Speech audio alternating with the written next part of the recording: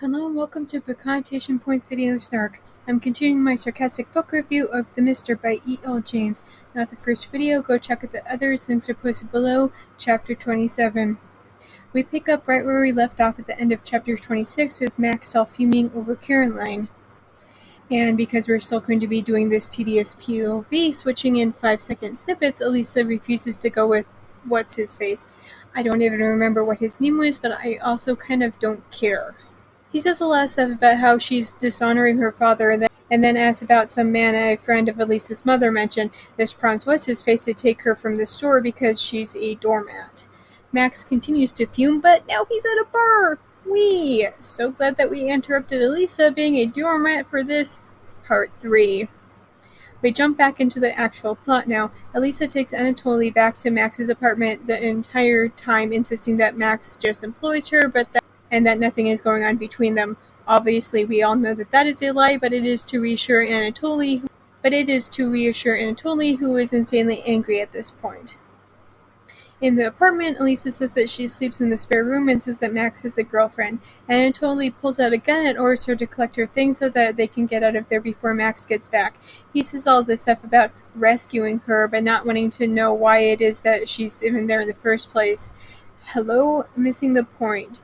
But I'm kind of at the point of the story where I'm more interested in just wrapping things up than getting hung up over a character who literally just showed up. And Anatoly does agree to let her write a note, and when he looks it over, it's obvious that he doesn't speak a lick of English because he agrees that it looks good. And then a series of events. Anatoly tries to get Elisa into his car. Max is walking home and happens to be passing by Anatoly's car. He does not see Elisa. Caroline calls out to Max. She wraps her arms around Max and he reflectively hugs her in return. Elisa sees the embrace between Caroline and Max. As the car pulls away, Max sees that there's an Albanian sticker on the bumper and randomly decides that this is more of Elisa's ongoing business, with everybody from her home country refusing to leave her alone. Max races up the stairs to his apartment rather than to take the elevator, despite the fact that it's 6 floors. He looks for her but only finds a note, which is 100% not the note that she'd written earlier, which, okay. Unless the book is trying to imply that Elisa actually wrote the thing that Max read, and what we saw earlier was just her internal dialogue. And if that's the case, then James just has bad and confusing writing. I'm going to be nice and give this the benefit of the doubt and say that Anatoly switched to notes at some point, but okay. Chapter 28. Caroline had followed Max up to his apartment and asked what's going on. Max tries to give her the too long didn't read version of events, but says that he wants to marry Elisa. Despite Caroline's sour attitude, she does a random 180 and says that Max had better go after them if Max is that in love with Elisa. Meanwhile, Elisa is crying. Not because she's being kidnapped by yet another male scumbag in her life. I mean, if I had a nickel for every time an evil man forced her to do something in this book, I'd have 2 nickels, which is not a lot, but it's weird that it happened twice in a single book. But she's not crying because of that. Oh no, this moron is crying because she saw the Caroline-Max hug and thinks that Max obviously wants Caroline more than her after a 2-second encounter Elisa witnessed. Anatoly tells her to shut up, because, him evil, Max good.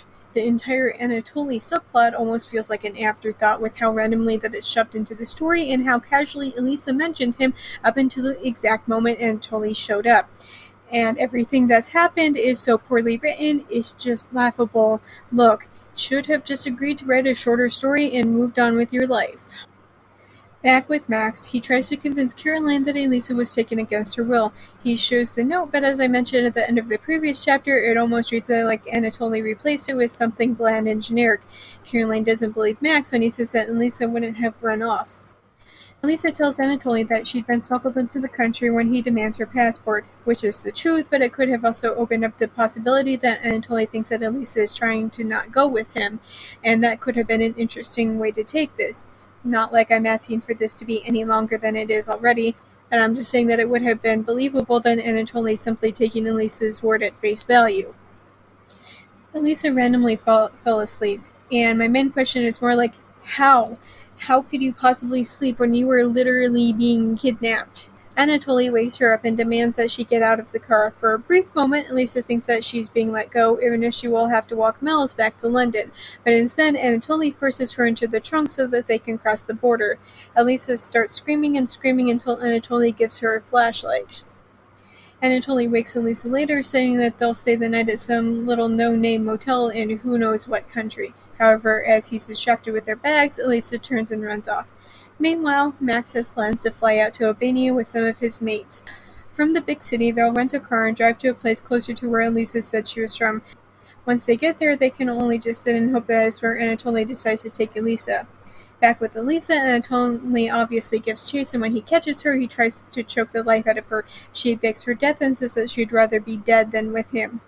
He takes her into the hotel where he gets a room. Not once does Elisa say or do anything in order to try and help herself. And I get that she's in a bad situation, but come on, stop being such a doormat and help yourself. After being in the bathroom for too long, in which she doesn't try to crawl out the window or anything, Anatoly says a lot of stuff about how he wants to take her, but it's late, how she should get undressed for bed, how she wouldn't win a ray if she was naked, blah blah blah. This guy might as well have a mustache to twirl with how one-dimensionally evil that he is. Despite the fact that the room has 2 twin beds, Anatoly gets into bed with Elisa to ensure that she doesn't run off in the middle of the night. Elisa wakes to the sound of Anatoly talking on the phone with a man Elisa figures must be her father.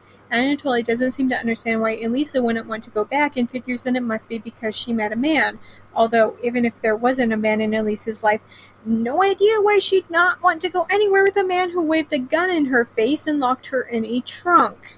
Since we actually are inside Elisa's head, she literally echoes my own thoughts about this, but in a much nicer way than Anatoly deserves.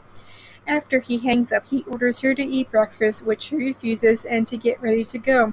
As Elisa is showering, she thinks that she should return to Albania, get her papers in order, and then just go back to England legally.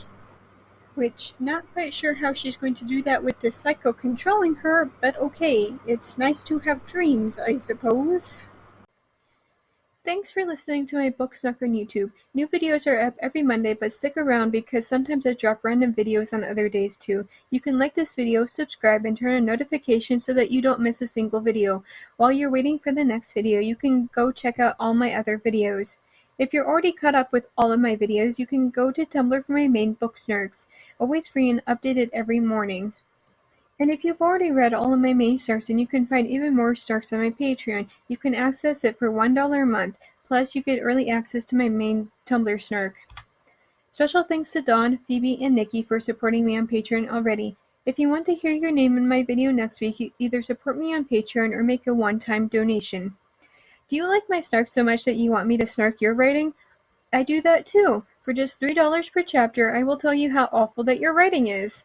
But not to worry if you feel like you couldn't take the criticism. I also offer regular book editing as well, $3 for every 5,000 words. You can contact me on Tumblr if you have further questions.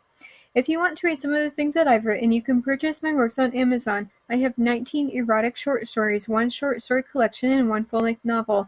I also sometimes run flash sales on my stories, and if you don't follow me on any social media, you might want to do so just so you know when I might be offering more things for free.